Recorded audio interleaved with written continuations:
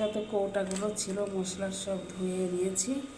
আর এখানে জিরাও আমি রেখে দিয়েছি ঢেলে, কারণ হচ্ছে সব কৌটাগুলো আজকে ধুয়েছি। যে এখানে 2টা কৌটা রেখেছি, দেখেন বয়ম আর কি রেখেছি। আর ওই এই তো এখানে সব উপর করে রেখেছি। আর এটার মধ্যে আচার রয়েছে, এই জন্য এটা ধুতে পারিনি। কিন্তু আরও রয়েছে, সেগুলো বাইরে বেলকনিতে দিয়েছি। আর এখানে এই যে এগুলো ছোটোখাটো জিনিসগুলো রয়েছে। এখানে পানির বোতলগুলো ধুয়ে সব পরিষ্কার করে নিয়েছি রোজার আগে, কারণ রোজার মধ্যে এগুলো আসলে হতে চায় না। যত কাজগুলো ছিল আর কি, এদিকে দেখেন সব পরিষ্কার করে নিয়েছি।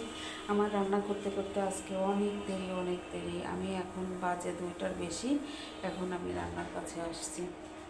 এখানে যে মরিচের গুঁড়া টুড়া সব ঢেলে রেখেছি, কারণ হচ্ছে সব বয়মগুলো ধুয়ে দিয়েছি।